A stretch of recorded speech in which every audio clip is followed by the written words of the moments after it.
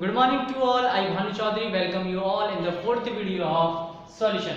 In this video, we will discuss about the what does the volatile means, what does the non-volatile means, what does the vapor pressure means, what does the vapor pressure of solution, partial vapor pressure of solution, and Rod's law. The most important Rod's law, ideal solutions, non-ideal solution. So first of all, we'll start about the volatile. Volatile means those components which has the vapor pressure, which can easily convert into the vapors, जो कि vapors में convert हो सकते हैं, उन्हें बोला जाता है volatile. For example, water को आप एटमॉस्फेयर में खुला रख दीजिए, धीरे धीरे उसके वेपर्स बनने शुरू हो जाएंगे, that is volatile. जैसे कि आपके पास पेट्रोल है, पेट्रोल को आप ओपन स्पेस में रख दीजिए, उसके वेपर्स बनने शुरू हो जाएंगे, that is volatile. तो जैसे सब्सटेंस जिनके वेपर्स बन जाते हैं उन्हें बोला जाता है volatile. कुछ सब्सटेंस ऐसे होते हैं जिनके वेपर्स नहीं बनते, तो जिनके प्रेशर नहीं बनेगा, आपके पास लकड़ी रखी हुई है, क्या उसके वेपर्स बन के कभी जाएंगे? तो नहीं बनेंगे, तो इसे बोलेंगे नॉन वोलेटाइल. जैसे कि आपके पास शुगर रखा हुआ है, शुगर के कभी वेपर्स बन के देखे आपने? नहीं बनेंगे, तो इसे क्या बोलेंगे? Non volatile. तो जिनके वेपर्स बन जाते हैं उन्हें बोलते हैं वोलेटाइल्स, जिनके वेपर नहीं बनते उन्हें बोलते हैं नॉन वोलेटाइल. इनका आने वाले टाइम में हम बहुत ज़्यादा यूज़ करने वाले हैं. इसके बाद में आता है एक वेपर प्रेशर, जो कि बहुत ही इंपॉर्टेंट है. शुरुआत हम यहीं से करेंगे. तो हमारे पास शुरुआत में एक कंपोनेंट था, कोई भी कंपोनेंट था, मान लीजिए ए नाम का कंपोनेंट था. अब मैं ना से सॉल्यूट बोल रहा हूँ ना सॉल्वेंट बोल रहा हूँ, मैं कंपोनेंट बोल रहा हूँ क्योंकि मेरे पास अभी मुझे नहीं पता कि सॉल्यूट की तरह बिहेव करेगा या सॉल्वेंट की तरह बिहेव करेगा. मेरे पास एक ए है, liquid A, this is liquid A and this is volatile in nature. कैसा है? वॉलेटाइल है, वॉलेटाइल इन नेचर. वॉलेटाइल होने का मतलब क्या है, इसका मतलब भी बताते हैं. देखिए, आपको पता है कि जितने भी लिक्विड्स हैं उसके जो पार्टिकल्स होते हैं they are continuously in motion. Particles जो होंगे अब मैं ए कंपोनेंट लिया है, वो छोटे छोटे ए पार्टिकल से मिलकर बना हुआ है. तो जो ए के पार्टिकल्स हैं they are continuously motion, continuously घूम रहे हैं, कभी इधर जा रहा है, कभी उधर जा रहा है, कभी ऊपर जा रहा है, कभी नीचे जा रहा है. जो लिक्विड के पार्टिकल्स होते हैं, the constant particle of liquid are continuously in motion, तो वो हमेशा मूव कर रहे होते हैं, वो रुक नहीं सकते. सो देखिए, लिक्विड इधर भी मूव कर सकते का पार्टिकल इधर इधर इधर किसी भी डायरेक्शन में मूव करेगा. मान लीजिए आपने एक छोटा सा पिन ड्रॉप होल कर दिया, तो आप देखते हो कि लिक्विड दूर जाके गिर रहा होता है. कई लिक्विड दूर जाके गिर रहे होते हैं, कई लोग लिक्विड पास जाके गिर रहे होते हैं. उसका रीजन ये होता है कि लिक्विड के पार्टिकल्स कितने फ्री हैं मूव करने के लिए, वो कितना विस्कस है. जितना ज्यादा विस्कस होगा उतना ही उसकी जो वॉलेटिलिटी है, यानी कि जो उसके पार्टिकल्स की मूवेबिलिटी है, उतनी ही कम होगी. तो पार्टिकल से डायरेक्शन में मूव कर रहा है. अब यहाँ पे तो हमारे पास क्या है? वॉल है. वॉल की वजह से पार्टिकल इसमें से पार नहीं जा सकता. लेकिन अगर मैं सरफेस की बात करूं, सरफेस के पार्टिकल ऊपर की तरफ जो प्रेशर लगा रहे होंगे, ये ऊपर भी तो मूव कर सकता है. तो जब पार्टिकल ऊपर की तरफ मूव कर रहा है तो ऊपर से एक एटमॉस्फेयर का प्रेशर भी लग रहा है. तो जो पार्टिकल ऊपर की तरफ, जो लिक्विड ऊपर की तरफ प्रेशर लगा रहा है, which is in equilibrium with the atmospheric pressure, this pressure is called the vapour pressure. जो लिक्विड ऊपर की तरफ प्रेशर लगा रहा है, which is in equilibrium with the atmospheric pressure, तो इस प्रेशर को हम क्या बोलेंगे? इस प्रेशर को हम बोलेंगे वेपर प्रेशर. क्या बोलेंगे? Vapour pressure. तो हमारे पास ये वेपर प्रेशर ऑफ ए है. अब देखिए, वेपर प्रेशर ऑफ किस बात पर डिपेंड करता है? वेपर प्रेशर ऑफ ए जो है वो कई सारी बातें पर डिपेंड करता है. सबसे पहला इंपॉर्टेंट पॉइंट ये है कि उसकी बॉन्ड लेंथ कितनी है, कंपोनेंट्स के बीच में बॉन्ड लेंथ कितनी है. अगर बॉन्ड लेंथ ज्यादा होगी, पार्टिकल्स के बीच में इंटरेक्शन कम होगा, अट्रैक्शन कम होगा, पार्टिकल के बीच में अट्रैक्शन कम होगा, तो पार्टिकल इजीली बाहर जा सकते हैं, यानी कि वेपर प्रेशर ज्यादा होगा.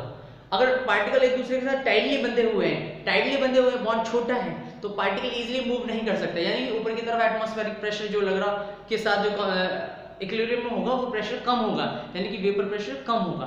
तो जो ऊपर की तरफ, सिंपल सी शब्दों में समझिए कि जो लिक्विड के पार्टिकल्स ऊपर की तरफ प्रेशर लगा रहे हैं, which is in equilibrium with the atmospheric pressure, that pressure is called the vapour pressure. उस प्रेशर को हम क्या बोलते हैं? उस प्रेशर को हम बोलते हैं वेपर प्रेशर. क्या बोलते हैं? Vapour pressure. चलिए, तो ये एक तो बॉन्ड लेंथ पे डिपेंड करेगा एंड बॉन्ड स्ट्रेंथ पे. अगर बॉन्ड बहुत ज्यादा मजबूत है तो भी ऊपर की तरफ नहीं जाने देगा, तो वेपर प्रेशर क्या हो जाएगा? कम हो जाएगा. इसलिए वेपर प्रेशर दो बातों पर डिपेंड करेगा.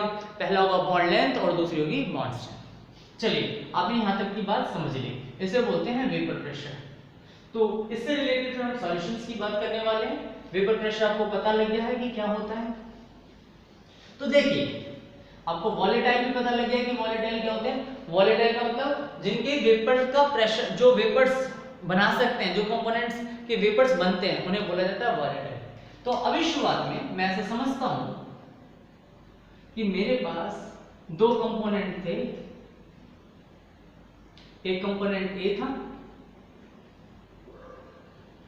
ये रहा जी आपका कंपोनेंट ए, और एक कंपोनेंट आपके पास बी था। क्या था? Component B.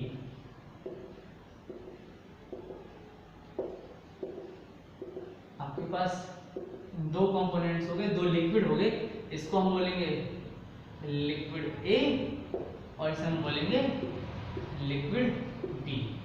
चलिए जी, तो लिक्विड ए जो ऊपर की तरफ प्रेशर लगा रहा था, इस वेपर, इस प्रेशर को हम क्या बोलेंगे? Vapour pressure. लेकिन ये प्योर स्टेट में, इसलिए हम मैं इसे बोलूंगा P not A. P not A मतलब vapour pressure of A in pure state, in pure state. P not A का मतलब क्या होगा? मैं लिख देता हूं यहां पे, P not A. P not A का मतलब होगा vapour pressure of A, vapour pressure of A in pure state, in pure state. चलिए, बहुत बढ़िया। ऐसे बी भी कुछ ऊपर की तरफ प्रेशर लगा रहा होगा, जो बी ऊपर की तरफ प्रेशर लगा रहा होगा उस वेपर, उसको क्या बोलेंगे? Vapour pressure. लेकिन बी सिर्फ प्योर स्टेट में है, इसलिए इसके वेपर प्रेशर को क्या बोलेंगे? Vapour pressure of B in pure state. इसको मैं रिप्रेजेंट करूंगा पी नॉट बी से। इसका मतलब vapour pressure of B in pure state. इसको साफ साफ शब्दों में लिख देते हैं हम लोग, पी नॉट, नॉट मतलब प्योर, ऑफ बी। तो इसको मैं बोलूंगा vapour pressure of B in pure state, in pure state, vapour pressure of B in pure state. चलिए, आपको vapour pressure of A in pure state पता लगा, vapour pressure of B in pure state पता लगा। चलिए, बहुत अच्छी बात। अब मैं क्या करता हूं, मैं अगर इन दोनों को मिक्स कर देता हूं, कंपोनेंट ए और कंपोनेंट बी को मिक्स कर देता हूं, तो मेरे पास एक सॉल्यूशन बनता है। सॉल्यूशन अपने पास दो तरह के बन सकते हैं, टू टाइप के सॉल्यूशन बन सकते हैं, एक टाइप 1 और टाइप 2। इसके बारे में अभी हम डिस्कस कर रहे थे। तो पहला जो टाइप होगा उसमें ऐसा हो सकता है कि आपके पास A then B, then A, then B, then A, then B, then A, then B, A, B. अगर यहां ध्यान से देखें, अगर यहां ध्यान से देखें तो जो बॉन्ड लेंथ ए की थी वही बॉन्ड लेंथ लगभग बी की थी और वही बॉन्ड लेंथ सॉल्यूशन की है। तो जो यहाँ पे वेपर प्रेशर बनेगा, सबसे पहली बात करेंगे वेपर प्रेशर की। तो यहाँ पे जो प्रेशर लग रहा है ऊपर की तरफ, उस प्रेशर को हम बोलेंगे वेपर प्रेशर ऑफ सॉल्यूशन। क्या बोलेंगे? Vapour pressure of solution, PS. ऊपर की तरफ जो प्रेशर लग रहा है उसे हम क्या बोलेंगे? Vapour pressure of solution. क्या बोलने वाले हैं हम लोग? Vapour pressure of solution. अब मैं आपको छोटी सी बात बता रहा हूं, जो बॉन्ड लेंथ ए की थी वही बॉन्ड लेंथ ए बी की है, जो बॉन्ड लेंथ ए बी की थी वही बॉन्ड लेंथ क्या है? ए बी की है, जो बॉन्ड लेंथ बी की थी वही बॉन्ड लेंथ ए बी की है। यानी कि या तो बॉन्ड लेंथ सेम हो सकती है या बॉन्ड लेंथ डिफरेंट हो सकती है। डिफरेंट क्या हो सकती है? जो बॉन्ड लेंथ है वो कम हो जाए या बॉन्ड लेंथ ज्यादा हो जाए। जो हमारे पास ओरिजिनल कंपोनेंट्स हैं, कंपोनेंट ए, कंपोनेंट बी, उन कंपोनेंट से बॉन्ड लेंथ या तो कम हो जाए या बॉन्ड लेंथ ज्यादा हो जाए। जब चेंज हो जाए तो मेरे पास दो कंडीशन है, या तो बॉन्ड लेंथ सेम रहे या चेंज हो जाए। सबसे पहले हम सेम की केस को स्टडी करने वाले हैं। तो मैंने आपको बता दिया, जब प्योर स्टेट में होता है तो vapour pressure of in pure state B में है और सिर्फ बी के कंपोनेंट हैं, तो P naught B, that is vapour pressure of B in pure state. और जो हमारे पास सॉल्यूशन बना है उसे हम बोलेंगे पीएस। पीएस मतलब वेपर प्रेशर ऑफ सॉल्यूशन। चलिए, यहां तक की बात आप ध्यान रखना, क्योंकि मैं इससे ही बहुत सारी बातें आपको बताने वाला हूं। चलिए, तो सबसे पहले जो हम स्टडी करने वाले हैं उसको मैं यहीं पे स्टडी करूंगा। अब ये पीएस है क्या? Vapour pressure of solution. और जो वेपर प्रेशर ऑफ सॉल्यूशन है that is just because of PA and PB. अब आप कहेंगे पीए क्या है सर, एक पीबी क्या है? तो मैं यहां पे लिखता जा रहा हूं साथ के साथ, जो पी ए है, जो पी ए है, that is a partial vapour pressure, partial vapour pressure of A. अब आप कहेंगे सर पी बी क्या है, तो P B is equal to partial vapour pressure, partial vapour pressure of B. Sir ये पार्शियल क्या है, पार्शियल क्या है सर? पार्शियल का मतलब है कि अधूरा वेपर प्रेशर, ए के बिना बी अधूरा है और बी के बिना ए अधूरा है, क्योंकि एक दूसरे के साथ जुड़े हुए हैं। तो जहां पे जो ऊपर की तरफ प्रेशर लग रहा होगा वो कुछ ए की वजह से लग रहा होगा, कुछ बी की वजह से, इसलिए partial vapour pressure of A and partial vapour pressure of B, partial vapour pressure of A and partial vapour pressure of B. चलिए बहुत बढ़िया। अब आप कहेंगे सर पार्शियल वेपर प्रेशर होता क्या है, कितना होता है? तो इसके लिए मैं आपको एक छोटी सी स्टोरी सुनाता हूँ कि आपकी क्लास के अंदर एक मेडिकल सेक्शन है और एक नॉन मेडिकल है। कुछ मेडिकल के बच्चे हैं, ये रहे जी आपके पास मेडिकल के बच्चे, और ये रहे आपके पास, सॉरी यहाँ पे मेडिकल ले लेते हैं, और ये नॉन मेडिकल के बच्चे, बी मतलब बॉय वाले मेडिकल।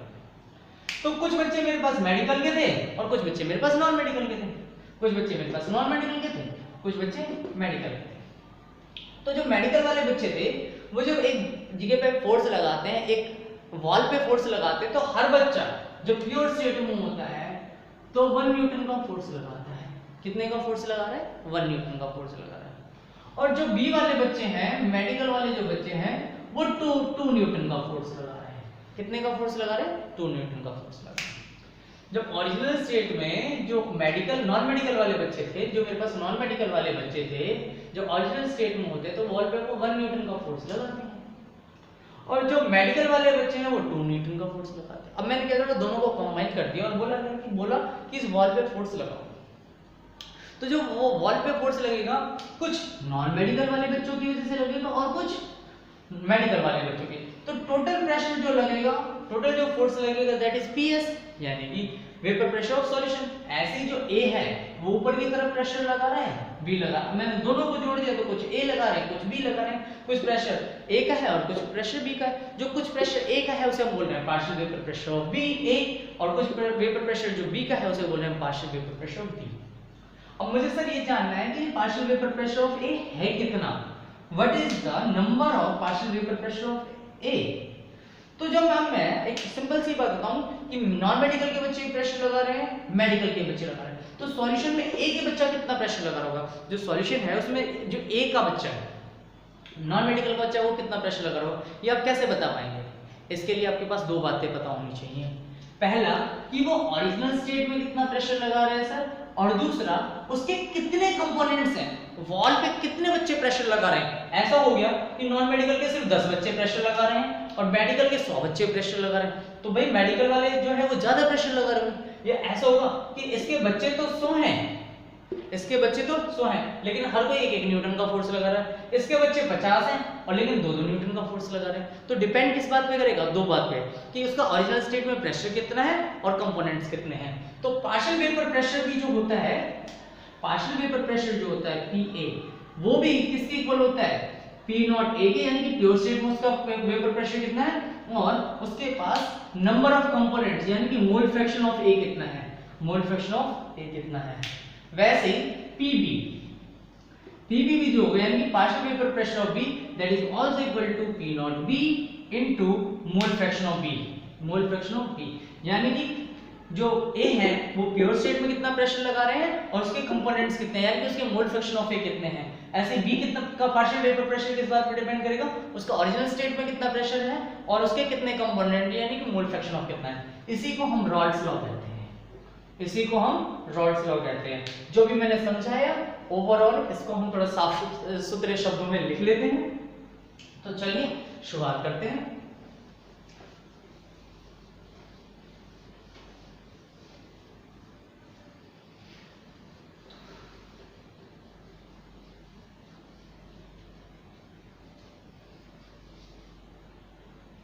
शुरुआत कुछ ऐसे होगी, शुरुआत कुछ ऐसे होगी कि मेरे पास एक कंपोनेंट ए था और जो ऊपर की तरफ प्रेशर लग रहा था उस प्रेशर को क्या बोलेंगे? P not A. P not A मतलब vapour pressure of A in pure state. और दूसरा क्या है, दूसरा कंपोनेंट मेरे पास बी है, और जो बी है वो भी वॉलेटाइल है, और ऊपर की तरफ जो प्रेशर लग रहा है इसके प्रेशर को मैं क्या बोलूंगा, पी नॉट बी। यहाँ पे है मेरे पास पी नॉट ए यानी कि vapour pressure of A in pure state, इसको मैं बोलूंगा पी नॉट बी यानी कि vapour pressure of B in pure state. अब मैंने क्या करा, मैंने इन दोनों को मिक्स किया। मिक्स करने के बाद पहले फर्स्ट केस फर्स्ट लेते हैं, केस फर्स्ट, प्रोबेबिलिटी क्या है। तो फर्स्ट केस तो हमारे पास वही है कि मैंने कंपोनेंट जो बनाया वो कुछ इस तरह का बनाया, जिसमें जो बॉन्ड लेंथ है that is approximately same as the bond length of A and same as the bond length of B. तो ऊपर की तरफ जो प्रेशर लग रहा होगा उस प्रेशर को क्या बोलूंगा मैं, PS, and PS is equal to PA plus PB. So PS is equal to PA plus PB. यहाँ तक की बात समझ में आई आपको? अच्छा, अभी मैंने बताया PA क्या होता है। PA होता है P नॉट A XA, यानी कि प्योर स्टेट में वेपर प्रेशर कितना है और उसके कंपोनेंट्स कितने हैं, and that is equal to PB, that is equal to P naught B XB। तो जो ये शब्दों में बात की गई है पार्शियल वेपर प्रेशर के लिए, ये मैथमेटिकली जो बात कही गई है, इसको हमने एक लॉ का नाम दे दिया, और उस लॉ का नाम है रॉल्स लॉ। रॉल्स लॉ, तो रॉल्स लॉ क्या कहता है? रॉल्स लॉ ये कहता है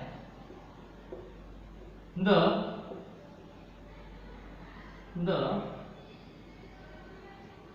partial vapor pressure of any component of solution is equal to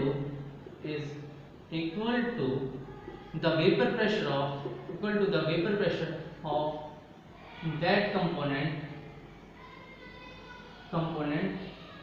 in pure state, that pure vapor pressure of that component in pure state multiply by its mole fraction, its mole fraction.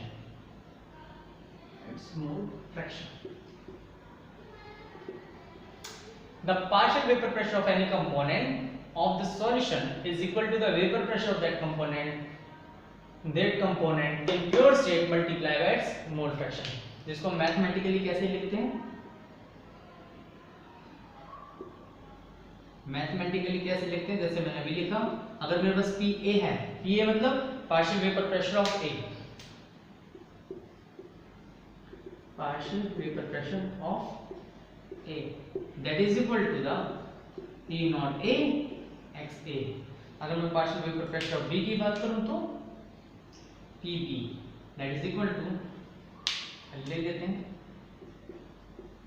partial vapor pressure of B, that is equal to P naught B XB।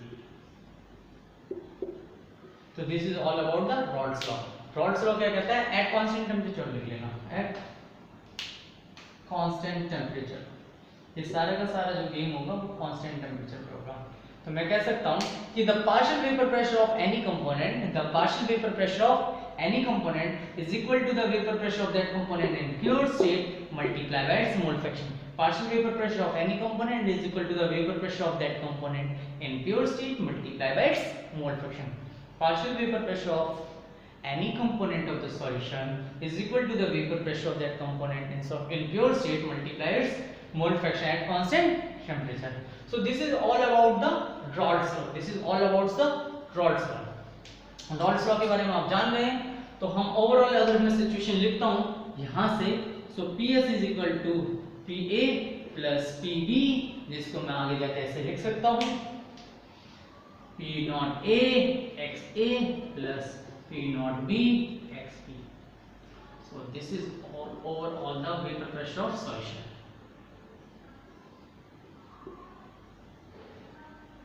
चलिए, आई hope आपको ये बातें clear हो रही होंगी। सो ये Rawls law के बारे में मैं कहानी बता चुका हूँ। अब मैं आपको बताऊंगा आइडियल सॉल्यूशंस क्या होते हैं। सो अब हम बात करेंगे आइडियल सॉल्यूशंस की। अगर आपको रॉड्स लॉ क्लियर हो गया तो आइडियल सॉल्यूशन आपका चुटकियों में हो जाएगा। देखिए आइडियल सॉल्यूशंस वो सॉल्यूशंस होते हैं जो रॉड्स लॉ को ओबे करते हैं। अब रॉड्स लॉ को कौन ओबे करते हैं इस बात पे ध्यान देते हैं। देखिए मैं बार बार शुरुआत से कह रहा हूं कि बॉन्ड लेंथ इसकी बराबर है, बॉन्ड लेंथ इसकी बराबर है, जो कि केस 1 है।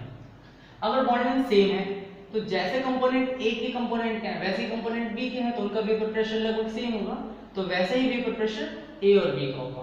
सो सबसे पहले बात आएगी आइडियल सॉल्यूशन की। अगर bond length of solution is equal to its component, अगर जो सॉल्यूशन की बॉन्ड लेंथ है वो कंपोनेंट के सॉल्यूशंस के बराबर, कंपोनेंट ऑफ सॉल्यूशन के बराबर होती है और उनकी स्ट्रेंथ बराबर होती है, मतलब बॉन्ड लेंथ के साथ स्ट्रेंथ भी सेम है, तो उन्हें हम आइडियल सॉल्यूशन बोलते हैं। क्यों बोलते हैं देखिए, तो सबसे पहले हमारे पास क्वेश्चन आता है आइडियल सॉल्यूशन। क्या आता है आइडियल सॉल्यूशन, केस फर्स्ट ही आइडियल सॉल्यूशन है। तो आइडियल सॉल्यूशन इसलिए क्योंकि ये रॉड्स लॉ को ओबे करते हैं। So these are those solutions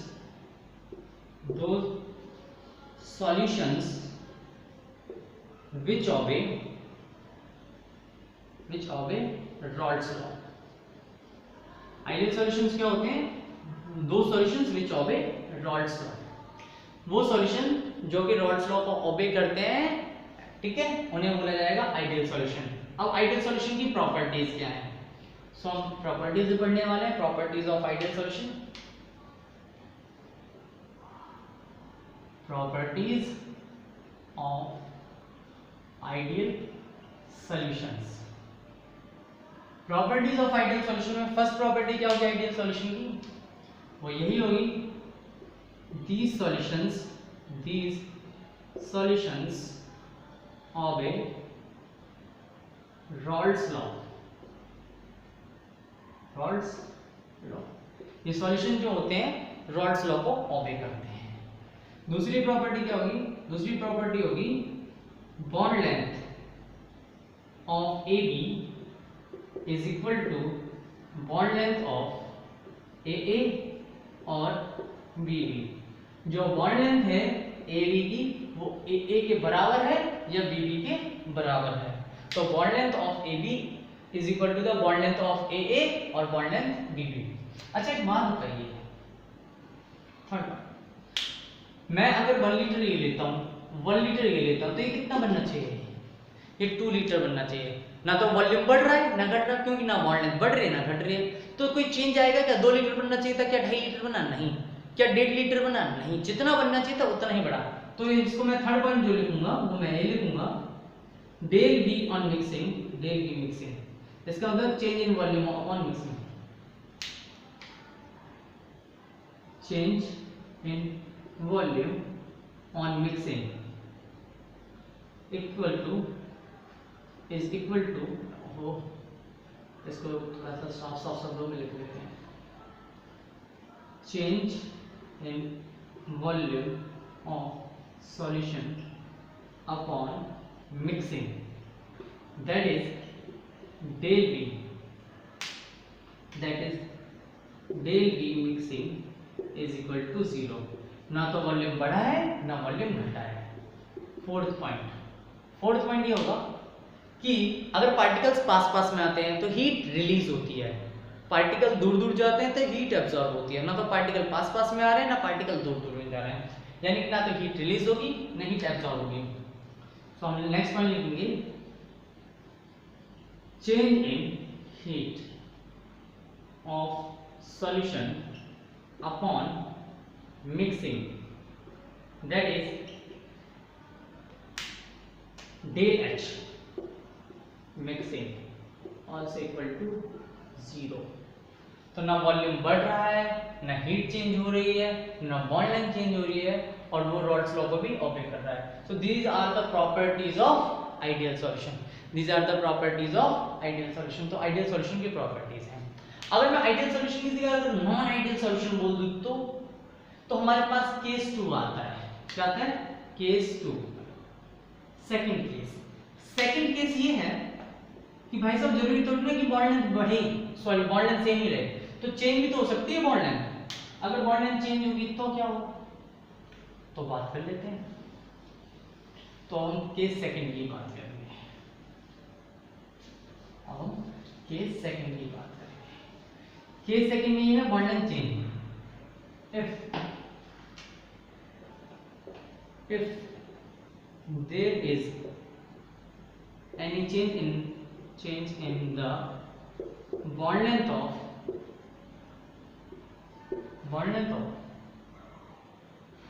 component of solution,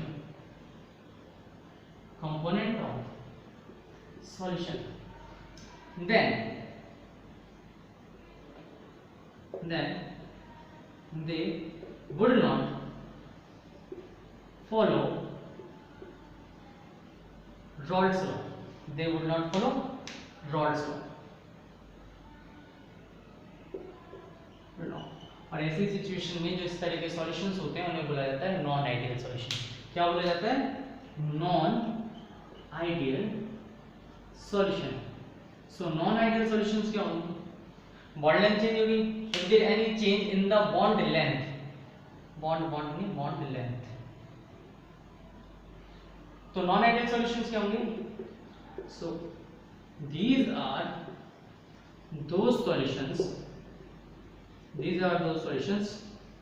which do not obey Raoult's law.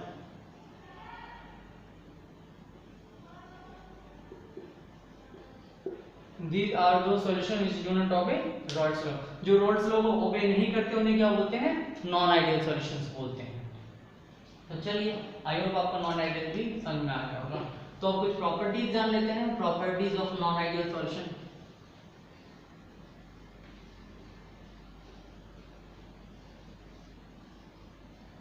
Properties of non ideal solution.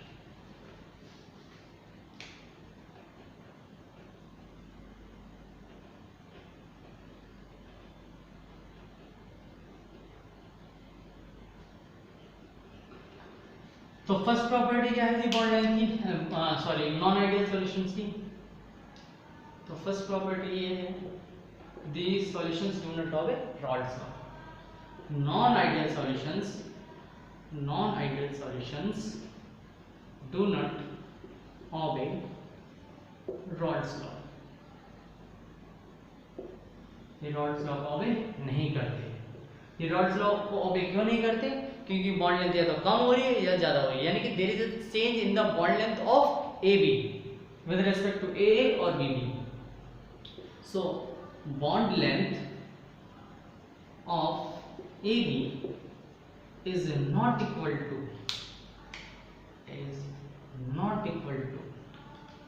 bond length of AA और BB।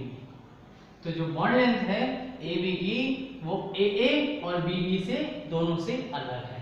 अगर बॉन्ड लेंथ अलग है तो आपको एक बात समझ में आनी चाहिए, या तो वॉल्यूम इंक्रीज हो रहा होगा या वॉल्यूम डिक्रीज हो रहा होगा। सो डेल बी मिक्सिंग, जिसको हम change in volume upon mixing भी बोलते हैं, change in volume upon mixing भी बोलते हैं, that is not equal to zero.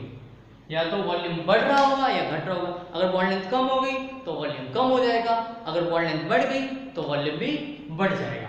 चलिए फोर्थ पॉइंट की बात करते हैं। अगर पार्टिकल पास में आए, बॉन्ड लेंथ कम हुई तो हीट रिलीज होगी, यानी कि एक्सोथर्मिक होगा। पार्टिकल्स दूर गए सॉल्यूशन में तो हीट एब्जॉर्ब होगी, यानी कि वो एंडोथर्मिक होगा।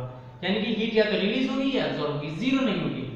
तो डेल H मिक्सिंग, जिसको हम क्या बोलते हैं? Change in heat upon mixing. Change in heat upon mixing is not equal to zero. Zero नहीं होगी, इंक्रीज भी हो सकती है और डिक्रीज भी हो सकती है। अच्छा, मेन पॉइंट, जो नॉन आइडियल सॉल्यूशंस होते हैं वो टू टाइप्स के होते हैं। नॉन आइडियल सॉल्यूशन कितने टाइप के होते हैं? टू टाइप्स के। तो non ideal solutions are of two type. Non ideal solution दो तरह के होते हैं। कौन कौन से होते हैं भाई साहब? चलिए, पहला होता है non ideal solution showing positive deviation, showing positive deviation, non ideal solution showing positive deviation. Second होता है जी non ideal solution showing negative deviation, non ideal solution showing negative deviation. एक ऐसे सॉल्यूशंस जो पॉजिटिव डेविएशन शो करते हैं और एक ऐसे सॉल्यूशन जो नेगेटिव डेविएशन शो करते हैं। ठीक है, इनके बारे में भी हम स्टडी करने वाले हैं, डोंट वरी। तो सबसे पहले हमने नॉन आइडियल सॉल्यूशन पढ़े। नॉन आइडियल सॉल्यूशन की पहली प्रॉपर्टी वो है कि they do not obey Raoult's law, they do not obey Raoult's law. दूसरी प्रॉपर्टी है bond length of AB is not equal to bond length of AA और BB। Third property है del B mixing, that means change in the volume upon mixing is not equal to 0। Del H mixing, that means change in the heat upon mixing is not equal to 0. And the last one, non-ideal solution are of two type. Non-ideal solution are of two type. That is non-ideal solution showing positive deviation and non-ideal solution showing negative deviation. So that is all about the non-ideal solution. चलिए अब हम non-ideal solution showing positive deviation और non-ideal solution showing negative deviation इनको भी एक एक करके study कर लेते हैं।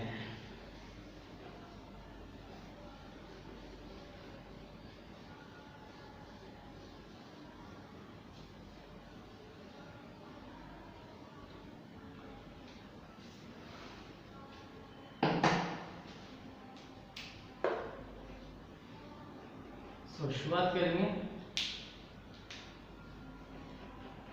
Non ideal solution showing positive deviation.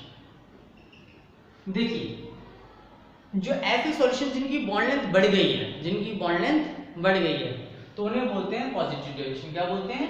Positive deviation. So these are those non-ideal solutions, those non-ideal solutions in which bond length of AB समझ रहे हैं ना, जो सॉल्यूशन की बॉन्ड लेंथ है that is greater than AA और BB, जिसको हम ऐसे लिख सकते हैं bond length increases, AB is equal to positive, bond length बढ़ रही है। अगर बॉन्ड लेंथ बढ़ेगी, अगर बॉन्ड लेंथ बढ़ेगी तो वेपर प्रेशर बढ़ेगा कि घटेगा? बढ़ने पे particles are free to move, इसलिए वेपर प्रेशर भी क्या होगा? इंक्रीज होगा। सो फर्स्ट पॉइंट तो ये हो गया इसके बारे में, नॉन आइडियल के बारे में। दूसरा, vapour pressure of solution increases, vapour pressure of solution increases. जो हम एक्सपेक्ट कर रहे थे वो नहीं आएगा, जो हम रॉल्स लॉ से एक्सपेक्ट कर रहे थे उससे ज्यादा आएगा। यानी कि vapour pressure is higher than expected value from Raoult's law. जो हम रॉल्स लॉ से एक्सपेक्ट कर रहे थे उससे ज्यादा वेपर प्रेशर आ जाता है जी। यहां तक समझ में आ गई। थर्ड बात करते हैं, अच्छा बॉन्ड लेंथ बढ़ी है तो del V upon mixing, del V upon mixing, यानी कि बॉन्ड लेंथ बढ़ गई तो वॉल्यूम भी इंक्रीज होना चाहिए, यानी कि change in volume upon mixing is also positive. And the fourth point, del H mixing. अच्छा एक बात बताइए, पार्टिकल्स दूर दूर गए हैं तो हीट एब्जॉर्ब होगी या रिलीज होगी?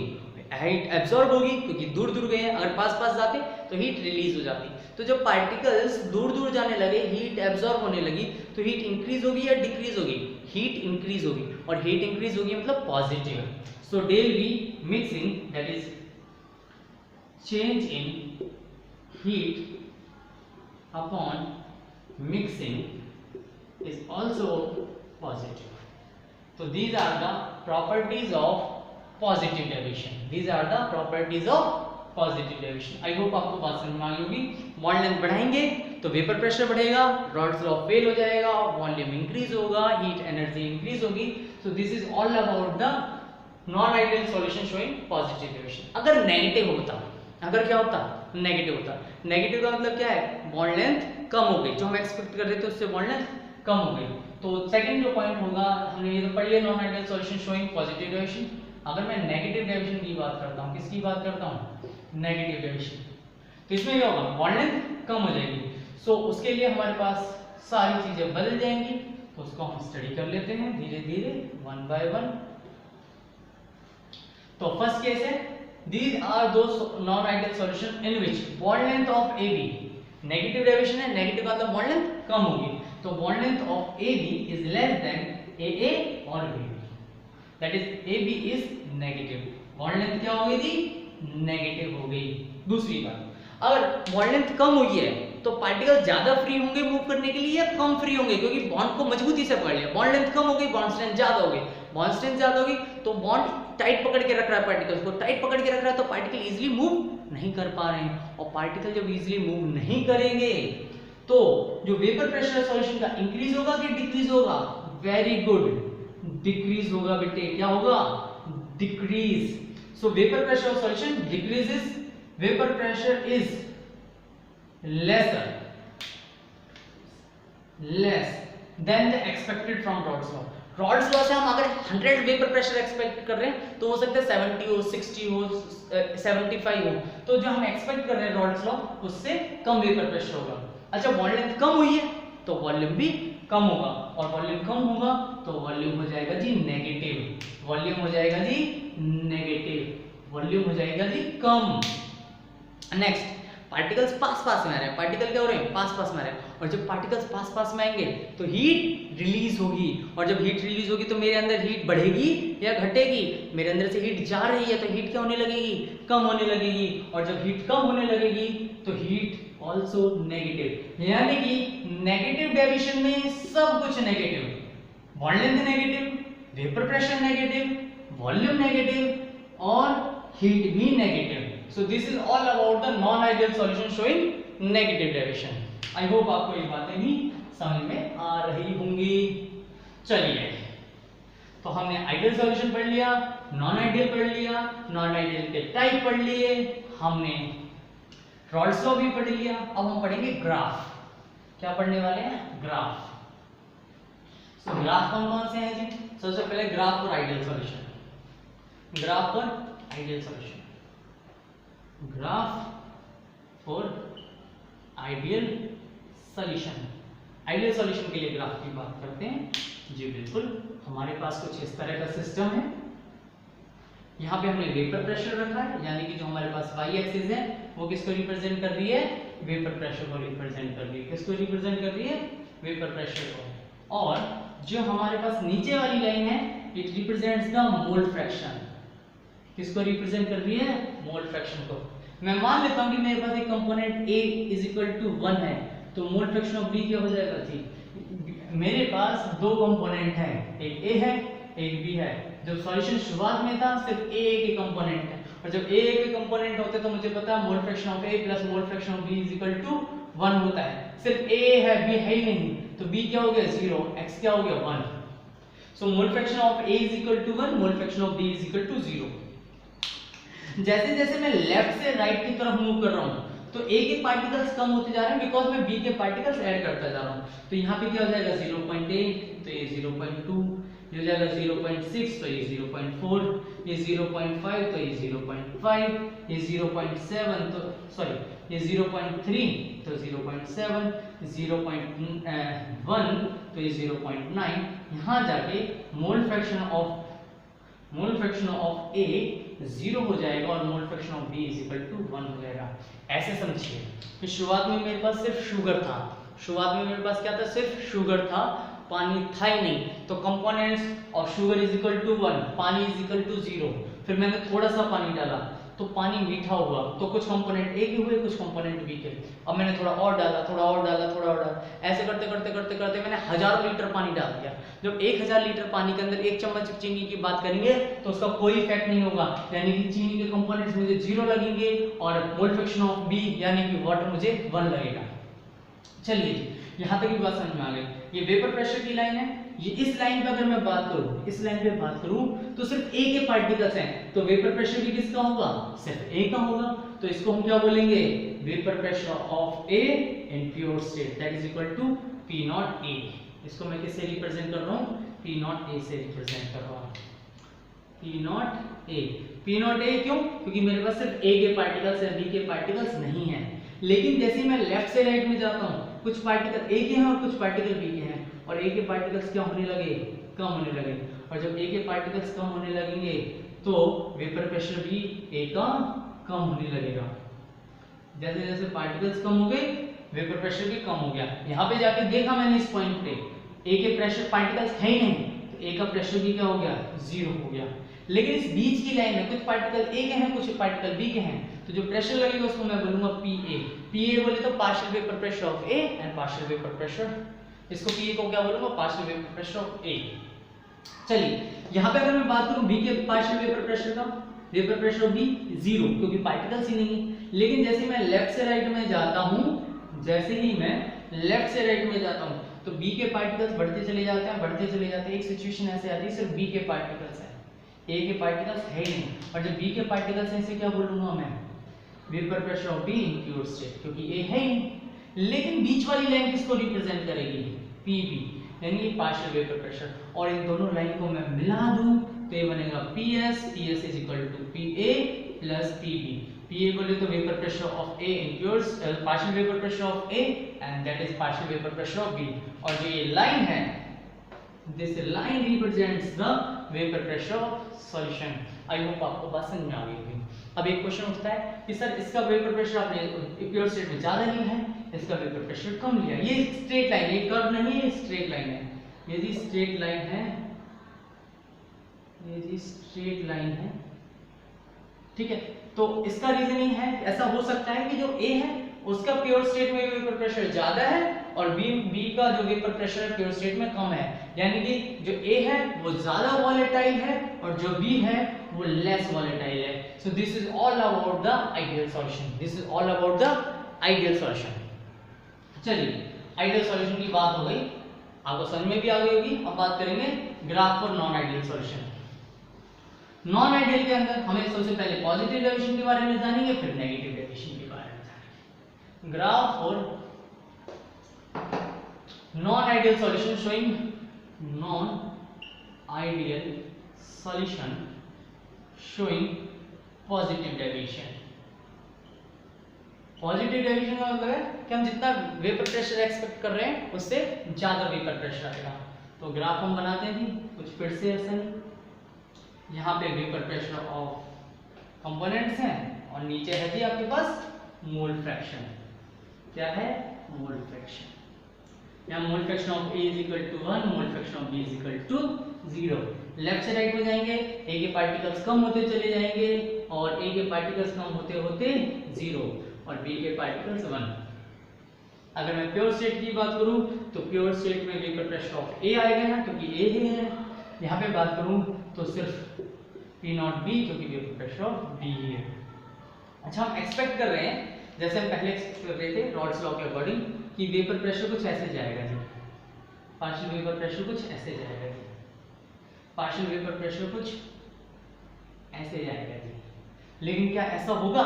नहीं, there is some positive deviation. और जो पॉजिटिव डेविएशन होगी तो हमारे पास जो हम ये लाइन सोच रहे हैं उसके अपोजिट ये थोड़ा सा पॉजिटिवली डेविएट हो जाएगा, ऊपर आएगा, ये भी थोड़ा सा ऊपर आएगा। तो इसे हम बोलेंगे partial vapour pressure of B and इसे हम बोलेंगे partial vapour pressure of A. अच्छा, हम एक्सपेक्ट कर रहे हैं कि ये लाइन जब मिलेगी तो वेपर प्रेशर ऑफ सॉल्यूशन बनेगा, लेकिन ऐसा नहीं होगा। हमारे पास जो ये लाइन आएगी जो पॉजिटिव डेविएशन है यानी कि थोड़ा सा ऊपर आ जाएगी, जैसे हम बोलेंगे पीएस। पीएस मतलब PA plus PB, PS plus PS is equal to PA plus PB, where in positive deviation PA is not equal to P naught A XA, PB is not equal to P naught B XB। क्यों नहीं है जी? क्योंकि expectation से ज्यादा है, यानी कि PA is greater than P naught A XA and PB is greater than P naught B XB। So this is all about the non-ideal solution showing positive deviation. अगर नेगेटिव डेविएशन होता तो बच्चों क्या होता? अगर नेगेटिव डेविएशन होता तो यहाँ नेगेटिव होने का हम एक्सपेक्ट कर रहे हैं लाइन ये, लेकिन हमारे पास लाइन क्या आ जाती? हमारे पास लाइन आ जाती है नीचे वाली। हमारे पास लाइन आती, इसको हम हटा देते हैं, इस लाइन को भी हम हटा देते हैं, इस लाइन को भी हम हटा देते हैं। चलिए, बहुत बढ़िया। तो हम एक्सपेक्ट कर रहे थे कुछ ऐसा होगा non ideal showing negative deviation में, पॉजिटिव डेविएशन का हो गया। अब हम नेगेटिव डेविएशन की बात कर लेते हैं। तो नेगेटिव डेविएशन में क्या होगा? हम एक्सपेक्ट कर रहे हैं कि ये लाइन आएगी, लेकिन जितना हम वेपर प्रेशर एक्सपेक्ट कर रहे हैं उससे कम वेपर प्रेशर आ रहा है, उससे कम आ रहा है, यानी कि लाइन अपने पास नीचे की तरफ आएगी। लाइन अपने पास नीचे की तरफ आएगी। लाइन जो हम सोच रहे हैं कि स्ट्रेट जानी चाहिए थी, स्ट्रेट जानी चाहिए थी, ऐसा नहीं हुआ। लाइन हमारे पास जो आएगी वो नीचे आएगी। So this is all about the PB, PA, यानी कि partial vapour pressure of A, partial vapour pressure of B, and this is your PS। इस बार भी जो PS होगा वो जो आया है PS is equal to PA plus PB, लेकिन जो PA है एक्सपेक्टेशन से कम है, एक्सपेक्टेशन से कम है, यानी कि PA की वैल्यू जो हम सोच रहे थे उससे कम आएगी, P0A XA, एंड PB जो हमारे पास आएगा पार्शियल वेपर प्रेशर वो भी एक्सपेक्टेशन से क्या हो जाएगा? कम हो जाएगा, यानी कि P0B XB। ठीक है जी, इस बात को हम समझ गए, यानी कि PA is not equal to P0A XA and PB is not equal to P0B XB for non-ideal solution showing negative deviation. So this is all about the Rod's law and ideal and non-ideal solution. I hope आपको ये सारी की सारी बातें clear हो गई होंगी। इसके बारे में अगर आपको कोई डाउट है तो आप कमेंट सेक्शन में लिख सकते हैं, आपकी कोई प्रॉब्लम है आप कमेंट सेक्शन में लिख सकते हैं। That's it. Thank you very much.